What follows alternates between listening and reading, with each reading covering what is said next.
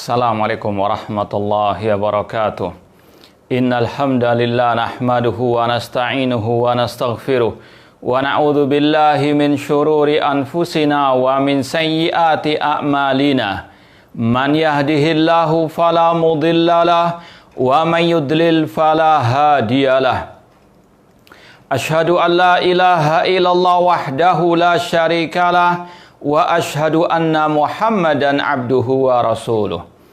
Ya ayyuhalladzina amanu taqullaha haqqa tuqatih wa la tamutunna illa wa antum muslimun. Ya ayyuhan nasu taqu rabbakumul ladzi khalaqakum min nafsin wahidah wa khalaqa minha zawjaha wa batha minhuma rijalan katsiran wa nisaa'a wattaqullaha alladzi tasaaluna bihi wal arham innallaha kana 'alaikum raqiba. Ya ayyuhalladzina amanu taqullaha wa qulu qawlan sadida yuslih lakum a'malakum wa yaghfir lakum dhunubakum wa may yuti'illaha wa rasulahu faqad faza fawzan 'azima. Amma ba'd, fa inna asaqal hadits kitabullah wa khairal hadi hadi Muhammadin sallallahu alaihi wasallam wa syarrul umuri muhdatsatuha wa kullu muhdatsatin bid'ah wa kullu bid'atin dhalalah wa kullu dhalalatin finnar. Ma'asal muslimin, ikhwani fillah wa akhwati, bapak-bapak, ibu-ibu, saudara-saudariku rahimani wa rahimakumullah.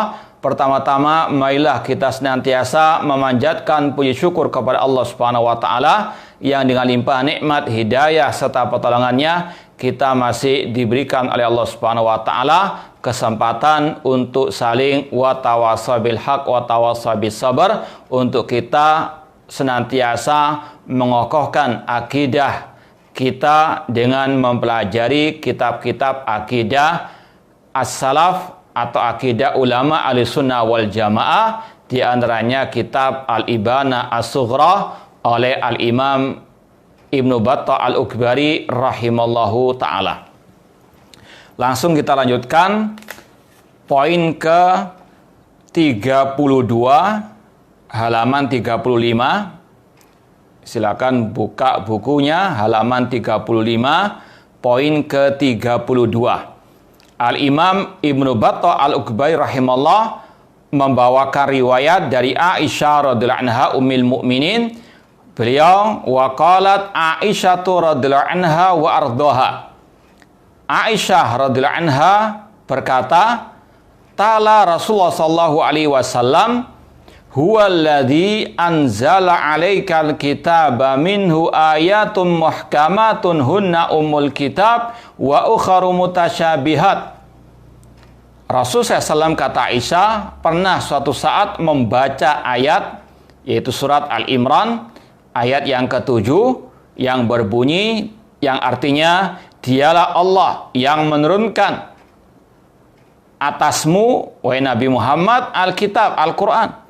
Di antara ayat-ayat Al-Quran ada ayat yang muhkamat, yang terang benderang, yang jelas.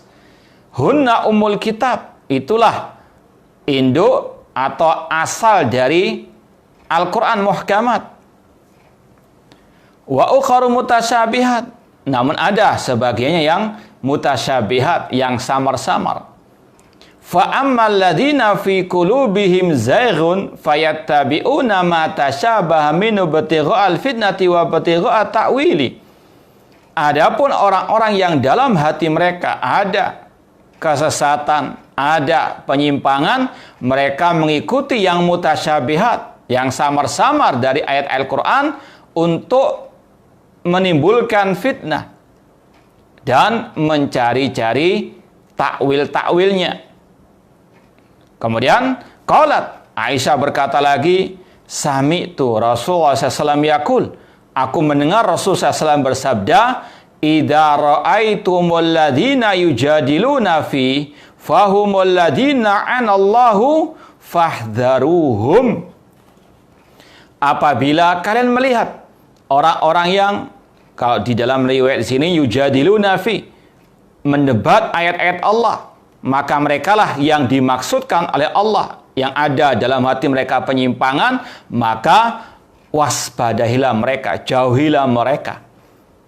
Ikhwani fillah wa akhwat rahimani wa rahimakumullah, kalau dalam Sahih Bukhari itu redaksinya, apabila kalian melihat orang-orang yang mengikuti ayat-ayat yang mutasyabihat, yang samar-samar, merekalah yang Allah maksudkan, maka jauhi mereka. Kalau di dalam redaksi dibawakan oleh Imam Ibnu Battah Al-Akbari, idza ra'aitumul ladina yujadilun. Kalau dalam redaksi Imam Bukhari disampaikan, idza ra'aitumul ladina yattabi'una ma tasyabaha min. Kalau kalian melihat orang-orang yang mengikuti ayat-ayat yang mutasyabihat, ya, sekali lagi yang mengikuti ayat-ayat yang mutasyabihat, maka merekalah yang dimaksud oleh Allah, yang dalam hati mereka ada penyimpangan kesesatan, maka jauhilah mereka.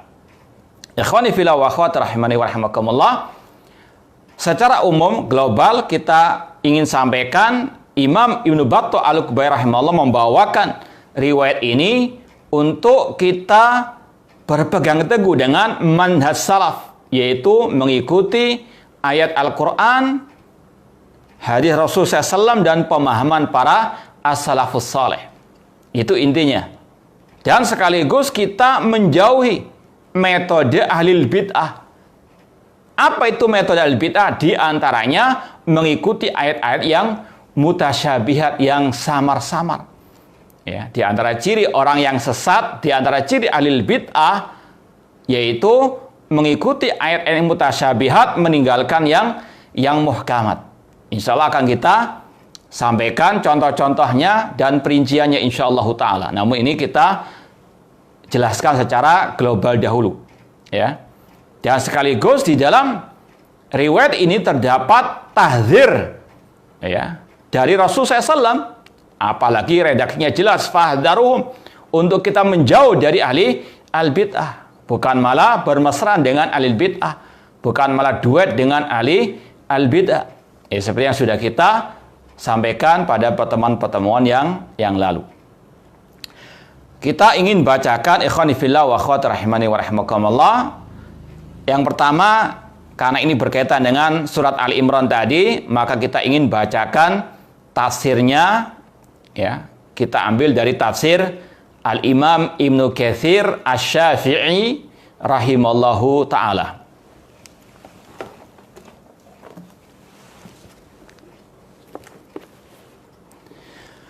Imam Ibnu Katsir rahimahullah ta'ala berkata tentang tafsir surat Ali Imran tadi, ayat yang ke-7, yukhbiru ta'ala anna fil Qur'an ayatin muhkamat.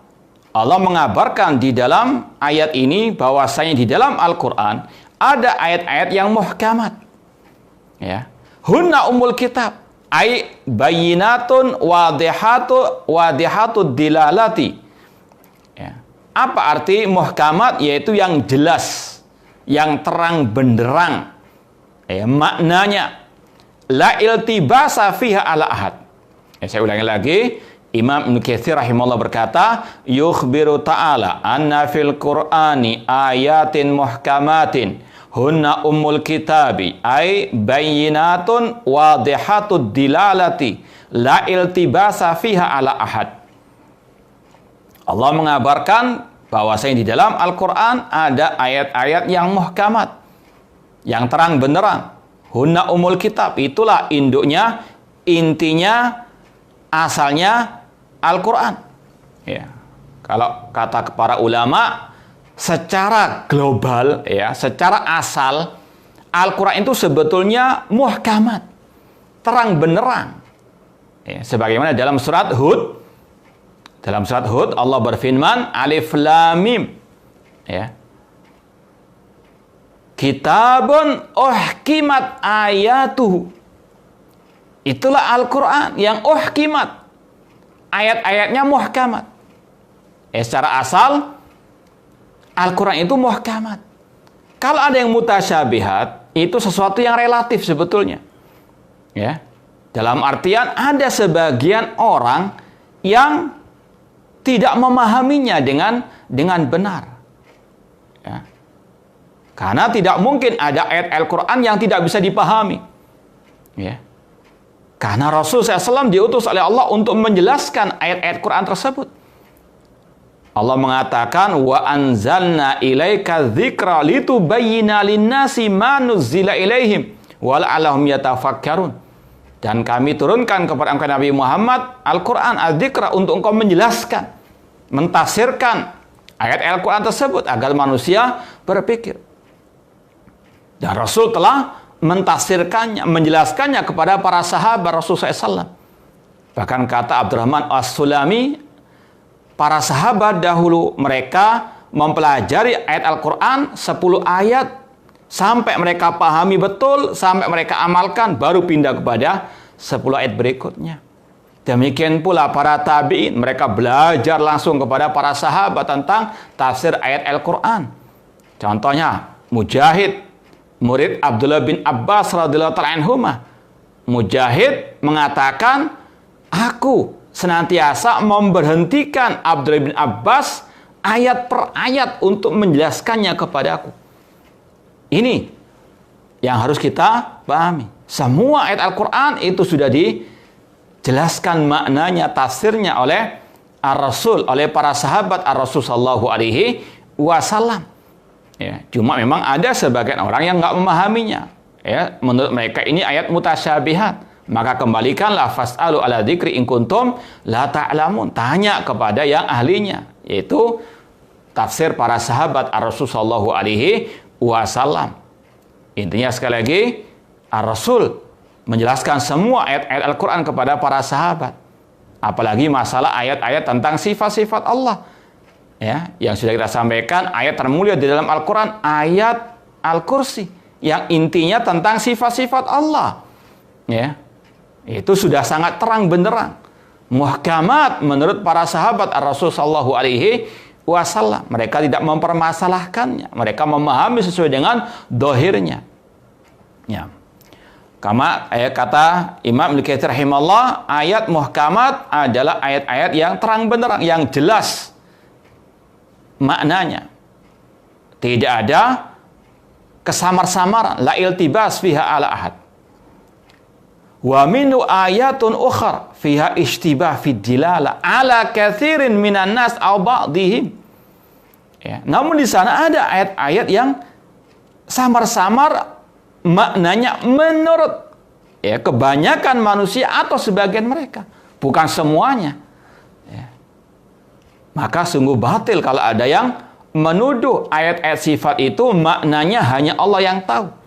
Mazhab mufawwidhah, yang mana kata Syekhul Islam Ibnu Taimiyah rahimahullah, al-mufawwidhah syar'u alil bidah, kelompok tafwid yang menyerahkan makna ayat-ayat sifat, hadis-hadis sifat kepada Allah, itu adalah sejelek-jelek alil bidah. Faman radda mastabah ilal wadih minhu wa hakama muhkamu ala mutasyabihi indahu faqad ihtada. Barang siapa yang mengembalikan yang mutasyabihat kepada yang jelas, ya, maka dialah yang mendapatkan petunjuk. Namun sebaliknya, yang berpegang teguh dengan ayat yang mutasyabihat, maka dia menyimpang dari petunjuk Allah dan Rasulnya sallallahu alaihi wasallam. Kemudian Ibnu Katsir rahimahullah ta'ala membawakan definisi ayat muhkamat, ya, dengan berbagai macam ungkapan dari ulama salaf, ya. Kemudian beliau mengatakan lagi, walihada qala ta'ala fa ammal ladzina fi qulubihim zayghun ay dhalalun wa khurujun anil haqqi ilal batil fayattabi'una ma tashabaha minhu ay inna ma ya'khuduna minhu bil mutasyabih alladhi yumkinuhum an yuharrifu ila maqasidihimul fasidah wa yunazziluhu 'alaiha lihtimali lafzihi lima yasrifunahu fa ammal muhkam fala nasiba lahum fihi li'annahu dafi'un lahum wa hujjatun 'alaihim. Kata Imam Katsir rahimahullah ta'ala, oleh karena itulah Allah mengatakan, adapun orang-orang yang dalam hati mereka ada penyimpangan, zaghun, yaitu dolal, kesesatan, wa khurujun anil haqqi ilal batil, menyimpang dari kebenaran menuju kepada kebatilan, ciri mereka mengikuti yang mutasyabihat, yaitu mengambil yang samar-samar tadi, tujuannya untuk mereka tahrif, mereka takwilkan. Ya. Kalau kita mau ambil contoh ya, kita ambil contoh ahli bidah yang suka menyembah kuburan keramat, menyembah para wali yang telah mati. Mereka mengambil ayat yang mutasyabihat. Di antara yang mutasyabihat yang samar-samar dalam artian yang mujmal, yang global.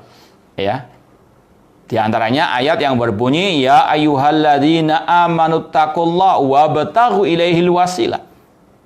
Wahai orang-orang yang beriman, bertakwalah kepada Allah dan carilah wasilah, perantara. Ayatnya masih umum ini. Perantara apa saja?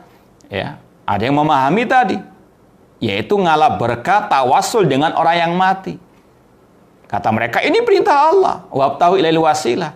Padahal tidak ada ulama tafsir yang memahami seperti itu. Kalau kita buka tafsir Ibnu Katsir dan yang lainnya, inti daripada wabtaghu ilaihil wasilah, carilah perantara menuju kepada Allah, yaitu dengan melaksanakan perintah Allah, ya, melaksanakan syariat Allah, melaksanakan sunnah Rasulullah SAW. Bukan ngarang-ngarang sendiri. Tapi itulah mereka mengambil yang apa? Mutasyabihat. Di antara yang mutasyabih kata para ulama yang ayatnya global, yang bisa ditarik ke sana ke sini. Ya. Contoh yang lain, mereka juga memakai ayat wala taqulu lima yuqtalu fi sabilillahi amwat bal ahya'un. Jangan kalian mengatakan orang yang terbunuh di jalan Allah itu mati, bahkan mereka hidup, yaitu di alam barzah. Wah, kata mereka, kalau demikian boleh minta-minta kepada wali yang telah mati, karena mereka apa? Hidup di alam barzakh mereka. Ini mereka mengambil ayat yang mutasyabihat. Ya. Karena apa? Enggak ada kata-kata dalam ayat tersebut mintalah kepada yang telah mati, tawasullah kepada yang telah mati. Tidak ada. Mereka meninggalkan ayat-ayat yang muhkamat, yang terang benderang mengatakan innaka la tusmi'ul mauta. Engkau tidak bisa memperdengarkan ucapanmu, doamu kepada yang telah mati. Wa ma anta bimusmi'in man fil kubur. Yang muhkamat mereka tinggalkan, cari yang mutasyabihat. Ya. Kata Imam Al-Katsir rahimahullah, mereka mencari yang mutasyabihat, ya, untuk apa? Yuharifu, ditakwil-takwilkan, diambil sesuai dengan keinginan hawa nafsu mereka, ila maqasidimul fasidah. Untuk apa? Mewujudkan niat mereka yang rusak, dan mereka mengambilnya karena ada intinya kemungkinan, ya, dijadikan sebagai pembenaran lihtimali lafdhihi. Ya. Kalau tadi contoh yang tadi itu masalah tawasul dengan yang telah mati, masalah tauhid uluhiyah. Sekarang masalah tauhid asma wa sifat misalnya. Sebagian al-bidah membawakan ayat wa huwa ma'akum aina ma kuntum. Dia bersama kalian di mana saja kalian berada, berarti Allah di mana-mana.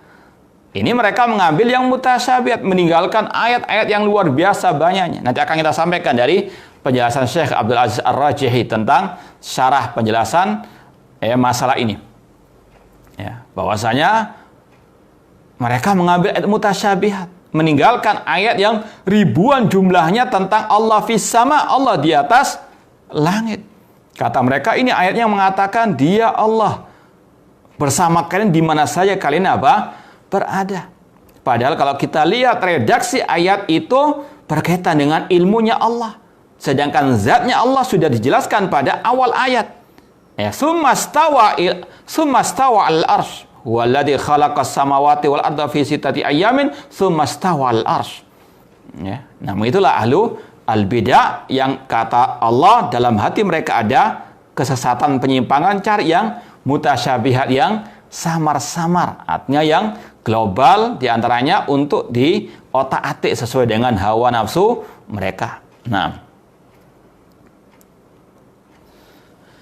fa'amal muhkam fala nasiba lahu fi. Mereka enggak mau mengambil ayat yang muhkamat, yang terang benderang. Seperti tadi, wa ma anta bimusmin man fil kubur. Jelas Allah mengatakan kalian tidak bisa memperdengarkan ucapan kalian kepada yang telah mati. Wa ma anta bimusmin man fil kubur. Namun itu mereka apa? Tinggalkan. Ya, demi untuk apa? Membenarkan atau mencari pembenaran dari perbuatan sesat mereka, yaitu tawasul dengan orang yang telah meninggal dunia. Kemudian kata beliau, Fa amal muhkam fala nasiba lahum fi. Adapun yang muhkam, ya, maka tidak ada bagian dari mereka yang bisa membenarkan perbuatan sesat mereka. Karena li'annahu dafi'un lahum wa hujjatun alaihim. Karena itu bisa menjadi bumerang atas mereka. Oleh karena itu Allah berfirman, ibtighu al-fitnah. Mereka mengambil ayat mutasyabihat untuk mencari fitnah. Itu ahlul bidah, ahlul fitan. Nah, ay al-idlal untuk menyesatkan. Kata Ibnu Katsir rahimahullah, ay al-idlal li atba'ihim ihaman lahum annahum yahtajuna ala bid'atihim bil Qur'an.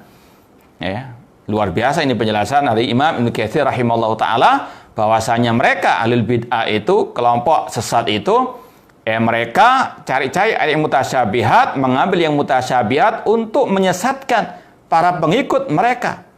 Ya. Dan menggambarkan seolah-olah mereka itu berhujjah dengan Al-Quran untuk melegalkan bid'ah mereka. Makanya jangan tertipu dengan kelompok-kelompok itu, meskipun hafal ya, nomor-nomor ayat dan seterusnya, kalau mereka tidak memahaminya dengan benar ayat-ayat tersebut sesuai dengan pemahaman para salafus saleh. Ya, mereka menggambarkan seolah-olah mereka ini berdalil dengan Al-Quran. Padahal mereka hanya mengikuti hawa nafsu mereka, mengambil ayat yang cocok dengan mereka. Wa yahtajuna ala bid'ati. Mereka berhujjah atas bid'ah mereka dengan Al-Quran. Wa huwa hujjatun alaihim. Padahal Al-Quran sebagai bumerang atas mereka. Lalahum. Kama lau ihtajjan Nasara. Kata Imam Al-Katsir rahimahullah, seperti orang-orang Nasara, mereka berhujjah juga dengan Al-Quran untuk melegalkan kekafiran mereka. Ya. Kalau orang Nasara saja berhujjah dengan Al-Quran untuk melegalkan kekafiran mereka, apalagi ahli al-bidah. Ya, makanya harus ingat prinsip yang satu ini, kata para ulama, laisa sya'nu an tastadil wa innama sya'nu an yakuna istidlaluka sahihah. Bukan tolak ukurnya itu engkau berdalil dengan ayat atau dengan hadis, namun bagaimana menempatkan ayat dan hadis tersebut pada tempatnya. Bagaimana memahami ayat dan hadis dengan pemahaman yang benar, pemahaman para as-salafus saleh, para sahabat tabi'in dan tabi'u at-tabi'in. Ya, ini bukan sekedar slogan saja, namun dipraktekkan. Ya, karena ahlul bidah juga ada sekarang yang kita juga mengikuti salafus saleh, para sahabat. Tapi umdo saja, asbun saja, nggak ada praktek di lapangan. Ya, contohnya tentang masalah Allahu fi kulli makan, kata mereka Allah di mana-mana. Mana ucapan para sahabat yang mengatakan Allah di mana-mana? Yang ada adalah Allahu fis sama, kata para sahabat, para tabi'in. Ya. Kata Imam Al-Katsir rahimahullah, kama law ihtajjan Nasara bi anna al-Qur'an qad nataqa bi anna Isa ruhullah wa kalimatu alqaha ila Maryam wa ruhun minhu. Ya. Orang-orang Nasara mereka berhujjah memakai Al-Quran untuk membodohi para pengikut mereka dengan mengatakan, lihat Al-Quran telah berbicara menjelaskan tentang Nabi Isa alaihissalam, bahwasanya Nabi Isa itu ruhullah, rohnya Allah, kata mereka. Ya, dan kalimatnya Allah yang Allah berikan kepada Maryam. Ya. Wa tarakul ihtijaj bi qaulihi in huwa illa abdun an'amna alaih. Tapi mereka meninggalkan ayat yang muhkamat tentang Nabi Isa yang berbunyi, tidaklah Nabi Isa itu kecuali hamba Allah. Ya, bukan anaknya Allah. Ya, mereka juga meninggalkan firman Allah, laqad kafara alladziina qalu innallaha huwal masih ibnu Maryam. Sungguh kafir, kata Allah, orang-orang yang mengatakan Isa adalah Allah. Ya. Mereka meninggalkan ayat yang mengatakan lam yalid wa lam yulad. Itulah al-bidah, mengikuti orang-orang al-kuffar yang seenaknya saja mengambil ayat-ayat Al-Quran untuk melegalkan, mencari pembenaran terhadap kesesatan, kekufuran mereka. Padahal Allah juga mengatakan inna matsala Isa indallah kama matsali Adam. Nabi Isa sebagaimana Nabi Adam di sisi Allah, khalaqahu min turab, Allah ciptakan dari tanah.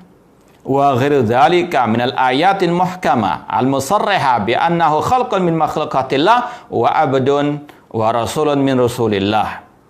Kemudian ayat yang mengatakan wabtigha ta'wili ay tahrifuhu ala ma yuridun. Mereka mengambil ayat yang mutasyabihat, tujuannya diantaranya kata Allah wabtigha ta'wili, untuk mereka bisa apa? Tahrif, takwil-takwilkan sesuai dengan hawa nafsu, apa yang mereka apa? Inginkan. Atau kalau istilah kita, mentafsirkan Al-Quran seenak udeli dewi. Nah, ini sebagian ucapan Imam Ibnu Katsir tentang surat Ali Imran ayat yang ke-7 tadi. Kemudian ingin kita bacakan lagi dari syarah Asy-Syaikh Abdul Aziz Ar-Rajihi, ya.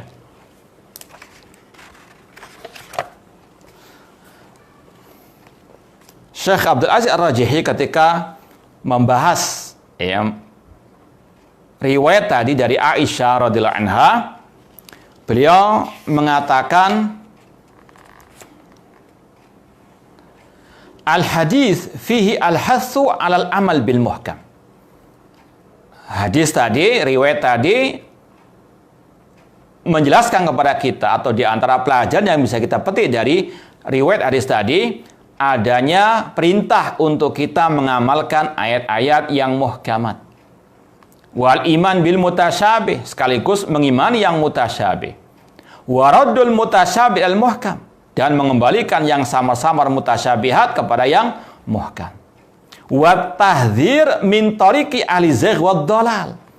Ini kata beliau yang kita sampaikan tadi, ada pelajaran yang berharga juga dari riwayat tadi, yaitu adanya tahdzir, memperingatkan umat dari jalannya, metodenya ahli azagh, ahli bid'ah atau ahli ahwa, wa huwal amal bil mutasyabih wa tarkil muhkam. Apa di antara metode ahli bid'ah? Yaitu mengamalkan yang mutasyabihat, meninggalkan yang muhkamat. Cari yang samar-samar, meninggalkan yang terang benderang. Kemudian kata beliau, fa inna tariqata ahlil haqqi wa ahlil istiqamah warasikhina fil ilmi al-amal bil muhkam. Sesungguhnya metodenya ahlul haqqi, karena bab pertama yang kita bahas ini berkaitan dengan manhaj. Ini manhaj ahli sunnah versus manhajnya ahli al-bid'ah. Kalau manhajnya ahlul bid'ah itu mengambil yang mutasyabihat, meninggalkan yang muhkamat, lawannya yaitu ahli sunnah wal jamaah mengambil yang muhkamat, mengembalikan yang mutasyabihat kepada yang muhkamat. Sesungguhnya metodenya al-haqqi, al-istiqamah, orang-orang yang kokoh keilmuannya, yaitu al-amal bil muhkam, mengamalkan yang muhkam. Wal muhkam huwal wadih, yang muhkam artinya yang wadih, yang jelas. Al-bayyinul ma'na, yang jelas maknanya. Aladillala besafiyah, tidak ada kerancuan, tidak ada kesamaran di dalamnya. Adapun yang mutasyabih waladhi fihi istibah, adapun yang mutasyabih yaitu yang masih ada kesamar-samaran. Kemudian kata beliau, al-muhkam, di antara ayat yang muhkam adalah an-nusus al-muhkamatu al-wadihatu fi isbatil ululillah azza wa jalla. Kata beliau, di antara nas-nas yang muhkamat yaitu ayat-ayat yang terang benderang tentang penetapan Allah di atas langit, Allah di atas semua makhluknya, Allah fil ulu. Kemudian kata beliau, wa anna wadihatun la labasa fiha. Ayat-ayat itu terang benderang sebetulnya bagi orang yang sehat, hatinya sehat, imannya sehat, jasmani rohaninya, Wa anna wadihatun la labasa fiha. Ayat-ayat tentang ketinggian Allah di atas langit itu sangat terang benderang, bukan yang mutasyabihat. Kalau ada yang menganggap ayat-ayat tentang Allah itu tinggi di atas aras, Allah tinggi di atas langit, itu ayat mutasyabihat, bukan ayat yang mutasyabihat sebetulnya. Cuma otaknya, akalnya yang penuh dengan syubhat. Sebagaimana kata seorang penyair, asyamsu haqqun wal uyunu nawadiru lakinna takhfa alal umyani. Matahari itu terang benar, atau kebenaran itu seperti matahari di siang bolong. Saya ulangi lagi, al-haqqu syamsun, kebenaran itu seperti matahari di siang bolong yang terang benderang. yang punya mata yang sehat tentunya, itu terang benderang melihat apa? Matahari. Namun kata penyair tadi, akan tetapi matahari yang terang benderang tadi itu tersembunyi, samar-samar atau nggak kelihatan. Bagi siapa? Yang buta matanya. Dan Allah jelaskan dalam Al-Quran, innaha la ta'mal absar, walakin ta'mal qulub allati fis sudur. Bukan mata kepala yang buta, namun mata hati mereka yang buta. Ya, mereka ahlul bidah mungkin matanya sehat, tapi mata hati mereka yang tertutup dengan syubhat sehingga tidak bisa melihat terang benderangnya ayat-ayat hadis-hadis tentang ketinggian Allah Subhanahu wa taala. Nah, kata beliau, wa anna wadih, ayat-ayat tentang ketinggian Allah sangat jelas, tidak ada kesamar-samaran kecuali bagi mereka yang buta. Ya, mata hati mereka, mata batin mereka. Tazidu ala salasati alafi dalil minal kitab wa minas sunnah. Kata beliau, bahkan dalil tentang ketinggian Allah di atas langit itu lebih dari 3.000 dalil dari ayat ataupun dari Rasul sallallahu alaihi wasallam. Ya, beliau jelaskan di antaranya, sebutkan di antaranya, wa huwal qahiru fawqa ibadi. Dialah Allah Al-Qahir yang maha berkuasa fawqa ibadi, di atas apa? Hamba-hambanya. Wa huwal aliyul azim, dia maha tinggi lagi maha agung. Ya, Ahlussunnah menetapkan 3 ketinggian Allah. Ya, ketinggian kedudukan Allah, ketinggian kekuasaan Allah, dan ketinggian zat Allah. Kalau al-bid'ah mengatakan Allah itu tinggi kedudukannya, namun menafikan ketinggian zat Allah Subhanahu wa ta'ala, padahal jelas ayat-ayatnya. Sab'isma rabbikal a'la tsumma stawa 'alal arsh. Aamintum man fis sama ilayyas adul kalimut thayyib ta'rujul malaikatu warruhu ilai. Ya, ini menunjukkan Allah ada di atas, bukan di mana-mana. Ya. Nanti dikira ini ayatnya Wahabi. Na'udzubillahi min dzalik. Namun itulah sekali lagi, innaha la ta'mal absar walakin ta'mal qulub allati fis sudur. Kata beliau, fahadi nususun muhkamatun wadihah. Ayat ini sangat jelas sekali. La lebasafiyah, tidak ada kesamar-samaran. Ya. Fa'al haqqi ya'maluna bil muhkam. Al-haqqi, al-sunnah yang sebenarnya mengamalkan ayat yang muhkam seperti ini. Wa yaruddunal mutasyabih al-muhkam. Mengembalikan yang mutasyabihat kepada yang muhkam. Apa contoh yang mutasyabihat dalam bab ini? Kata beliau, di antaranya, ini yang juga dipakai oleh al-bid'ah untuk menyatakan Allah di mana-mana. Yaitu ayat yang berbunyi, wa huwallazi fis samai ilahun wa fil ardi ilah. Dialah Allah. Dialah Allah yang ada di langit. Wa huwallazi fis sama, dia Allah di langit ilah sebagai ilah, dan dia di bumi sebagai ilah. Kata mereka berarti Allah di langit, di bumi, berarti di mana-mana. Ini kata Syekh Abdul Aziz Al-Jahi, di antara ayat mutasyabihat yang dipakai oleh bid'ah untuk melegalkan kebid'ahan mereka. Ya, yakni padahal ayat ini maknanya ma'budun fis sama, Allah itu disembah di langit. Di antaranya penduduk langit, para malaikat menyembah Allah. Wa ma'budun fil ardi, dan dia disembah di muka bumi ini. Allah hanya satu, Allahu ahad, tapi dia disembah oleh penduduk langit, disembah oleh penduduk bumi. Apalagi secara bahasa atau secara tafsir, arti al-ilah adalah al-ma'bud. Berarti maknanya wa huwallazi fis sama ilahun ay ma'budun wa fil ardi ilah ay ma'budun. Nah itulah ahlul bidah, di antara kelompok Jahmiyah. Kelompok Jahmiyah, mereka lah yang pertama kali menafikan ketinggian Allah di atas al-arsy. Ya. Ini saya mau bawakan dari bukunya Imam Ahmad rahimahullah yang berjudul Ar-Raddu 'alal Jahmiyah waz Zanadiqah fi ma syakku fihi min mutasyabil Quran wa ta'awalu 'ala ghairi ta'wili. Bantahan kepada kelompok Jahmiyah dan kelompok Zindiq terhadap ayat-ayat yang mutasyabihat yang mereka jadikan senjata untuk membuat keraguan dan mereka takwilkan dengan takwil yang batil. Ya, di sini ada pembahasan masalah tadi istiwa tentang ketinggian Allah di atas langit. Kata Imam Ahmad rahimahullah, ini asli ya, bukan yang palsu. Ya, nanti dituduh ini palsu, dipalsukan oleh Wahabi. Ya, ini sudah kita sampaikan kemarin, puluhan kitab ulama Ahlussunnah terdahulu, ulama salaf, tentang akidah yang kata mereka akidahnya Wahabi. Ya, apakah semua itu palsu? Afala taqilun? Ya.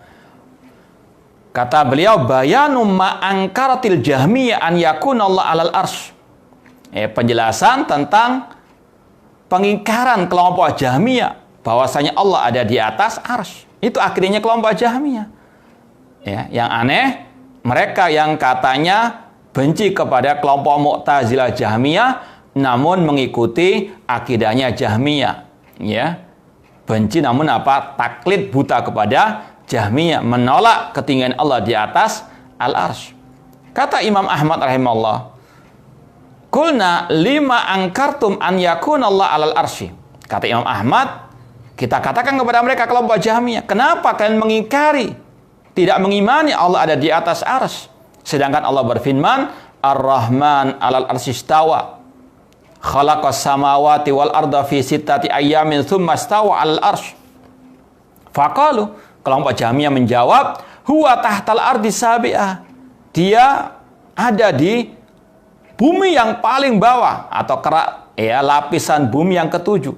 Kama huwal arsy, dia juga ada di atas arsy. Fa huwa alal arsy wa fis samawat wa fil ardi wa fi kulli makan.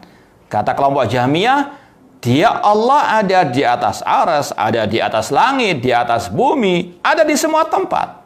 Ini akidah Jahmiyah. Wala yakhlu minhu makan.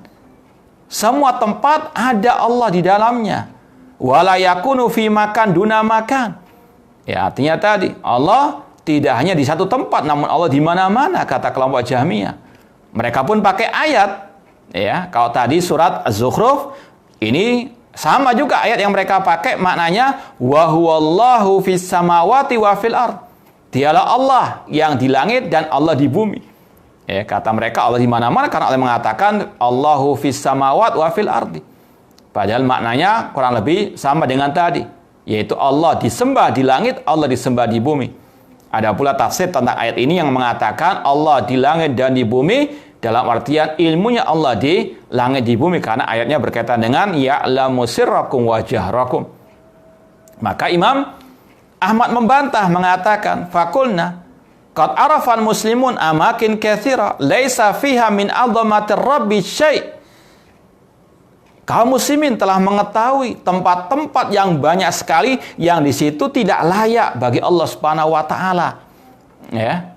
Apa contohnya kata mereka? Ayo makan. Fakulna ajsamukum, seperti tubuh kalian, wa ajwafukum, istilahnya tenggorokan kalian. Wa ajwaful khanazir, tenggorokan babi, al-husus, binatang-binatang melata ataupun binatang atau serangga-serangga, wal amakin qadira, tempat-tempat yang kotor, toilet, WC dan sebagainya. Laisa fiha min adzamati rabb syai'. Apakah Allah dikatakan di tempat-tempat itu? Naudzubillahi min dzalik. Ya. Sedangkan Allah berfirman waqad akhbarana anna fis sama. Kata Imam Ahmad rahimahullah, sedangkan Allah mengabarkan kepada kita dia di langit. Ya, dibawakan ayatnya aamintum man fis sama. Tidakkah kalian merasa takut terhadap zat yang di atas langit? Ya, dalam dua ayat surat Al-Mulk, ailayas adul kalimut thayyib, inni mutawaffika wa rafi'uka ilayya. Ya. Barrafa Allah ilai dan seterusnya dibawakan oleh Imam Ahmad, ya, beberapa ayat Al-Qur'anul Karim. Intinya sekali lagi, itu akidah Jahmiyah yang mengingkari Allah di langit. Mereka juga pakai ayat-ayat apa? Yang mutasyabihat, meninggalkan yang muhkamat. Kemudian kata Syekh Abdul Aziz Ar-Rajihi, amma tariqatu ahli zaghi fatakum ala tarki nusus al-muhkamah. Intinya metodenya kelompok sesat, yaitu mereka mengambil ayat-ayat yang mutasyabihat, meninggalkan yang muhkamat. Seperti tadi, mengambil ayat wa huwa ladzi fis sama ilahun wa fil ardi ilahun, namun meninggalkan lebih dari 3000 dalil tentang ketinggian Allah Subhanahu wa taala. Kemudian beliau membawakan ungkapan tadi.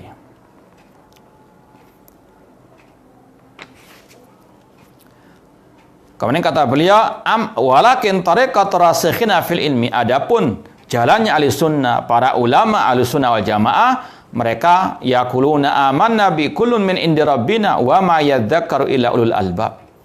Amanna bil mutasyabih, kita mengimani ayat mutasyabihat, wa yaruduna ilal muhkam, dan kita mengembalikan kepada yang muhkamat, wa yufassirunahu bihi, mentafsirkannya ya dengan yang muhkam tadi, wa ya'maluna bin nusus minal janibain, menggabungkan dua nas. Ya, contoh tentang tauhid asma wa sifat.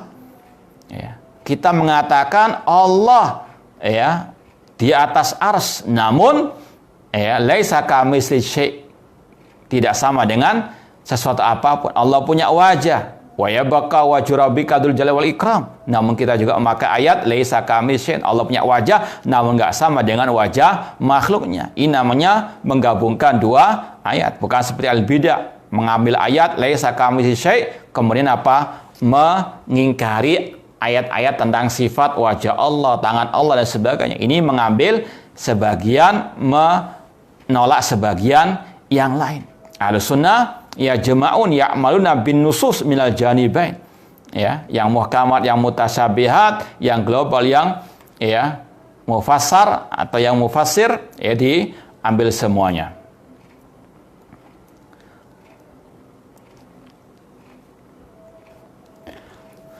Baik, sebenarnya masih banyak yang perlu kita sampaikan. Insya Allah kita lanjutkan pada kesempatan yang akan datang. Kalau mungkin ada pertanyaan, tafadhalu.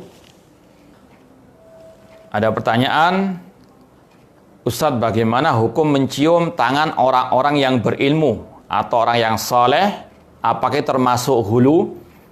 Kalau mencium tangan, ya misalnya guru agama atau ustadz atau orang tua kita, kata ulama dibolehkan, namun tujuannya niatnya ihtiraman, untuk menghormati saja, memuliakan saja, bukan untuk ngalap berkah. Ini dibolehkan, dan itu pernah dilakukan oleh para sahabat Rasulullah SAW, diantaranya Abdullah bin Abbas radhiyallahu taala anhuma dan yang lainnya. Boleh, namun sekali lagi bukan untuk ngalap berkah, namun untuk memuliakan, menghormati.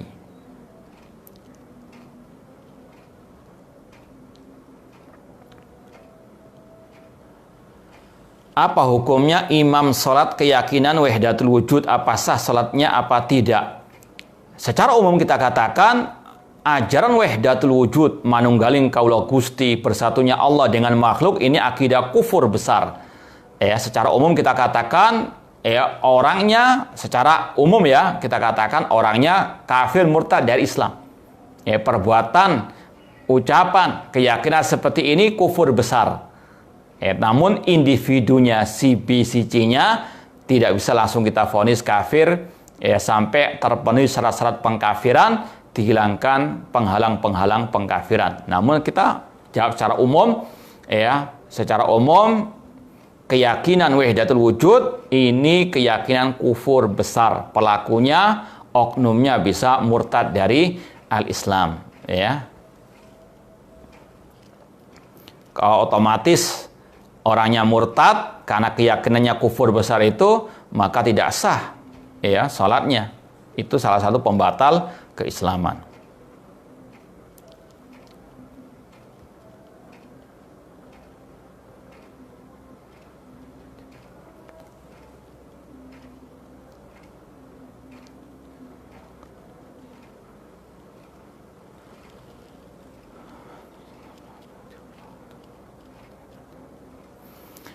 Apa boleh diulangi untuk pelajaran faedah yang dapat diambil dari hadis nomor 32? Yang pertama, wajibnya, ya sekali lagi saya ulangi lagi, pelajaran yang bisa dipetik dari hadis atau riwayat poin 32 ini, yang pertama, bahwasanya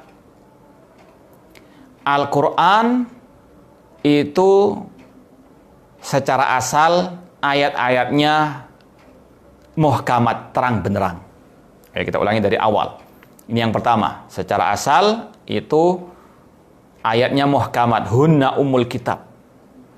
Itu asli asal dari ayat Al-Quran itu muhkam jelas. Ya. Kemudian yang kedua, pelajaran yang bisa dipetik, ada ayat-ayat yang mutasyabihat, yang samar-samar di dalam Al-Quran menurut sebagian manusia. Sekali lagi, ini sesuatu yang relatif. Nah, yang ketiga, metode ahli sunnah adalah berpegang teguh dengan yang muhkamat, dengan ayat-ayat muhkamat, atau mengembalikan yang mutasyabihat kepada yang muhkamat. Metode manhaj ahli sunnah adalah berpegang teguh, mengambil yang muhkamat atau mengembalikan yang mutasyabihat kepada yang muhkamat. Kemudian yang berikutnya, sedangkan metode ahli bid'ah adalah berpegang teguh dengan yang mutasyabihat, meninggalkan yang muhkamat.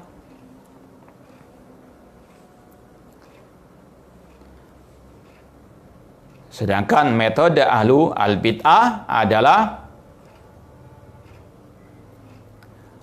berpegang teguh dengan yang mutasyabihat, meninggalkan yang muhkamat. Kemudian yang berikutnya,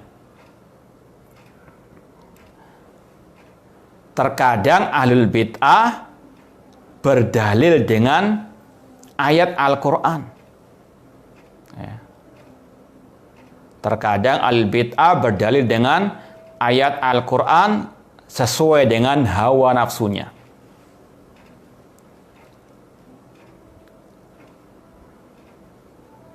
Kalau kita mau tambahkan lagi, tambahkan lagi di antara pelajaran yang bisa dipetik dari riwayat tadi, maka tolak ukur kebenaran bukan sekedar berdalil dengan ayat, tapi bagaimana memahami, menempatkan ayat itu pada tempatnya yang sebenarnya.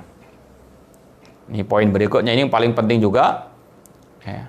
Maka kebenaran itu tolak ukurnya bukan sekedar berdalil dengan ayat, tapi bagaimana menempatkan dan memahaminya dengan sebenarnya. Dan yang terakhir, wajibnya menjauh dari ahli al-bid'ah. Wajibnya menjauh dari ahli al-bid'ah. Mohon kalau yang sudah menulis lengkap tadi bisa ditulis di komentar biar yang lain bisa mengambil faedah. Jazakumullah khairan.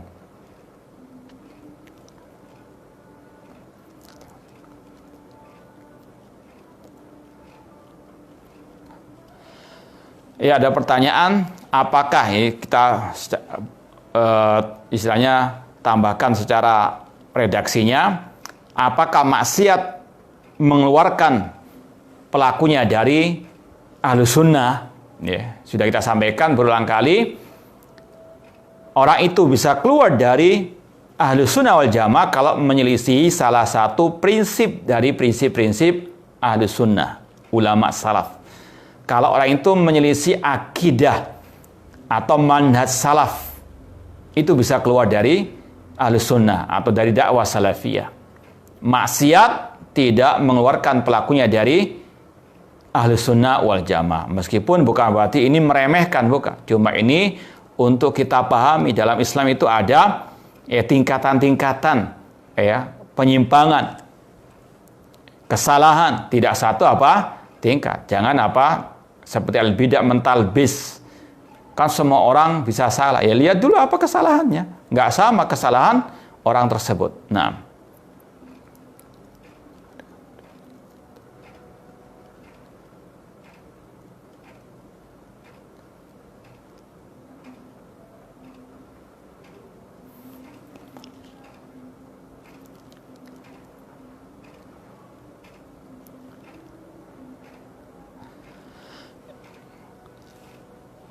Ya, kalau kita mendapatkan orang yang misalnya menyimpang atau yang semisal dengannya, ya apakah boleh mendoakannya agar istilahnya dibinasakan Allah Subhanahu wa taala? Ya, secara umum sudah kita sampaikan. Al-bidah misalnya boleh kita doakan dengan doa yang jelek kalau mereka telah menyebarkan kesesatan-kesesatan mereka. Hukumnya boleh-boleh saja. Alaihi ma yastahiquna minallah.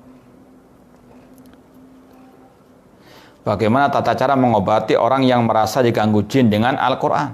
Ya diruqyah, ya dengan dibacakan ayat Al-Quran di hadapannya. Ya, bacakan surah Al-Baqarah. Rasul mengatakan, la taj'alu buyutakum maqabir fa inna syaitan yafirru minal baiti la yuqra fi suratul Baqarah. Ya, demikian pula dibacakan surat ya Al-Falaq dan An-Nas. Ya, sebagaimana dulu malaikat meruqyah Rasul dengan dua surat tersebut untuk menghilangkan gangguan sihir yang dilakukan oleh Labid bin Al-Asam al-Yahudi. Nah, terus bacakan dan terus bacakan.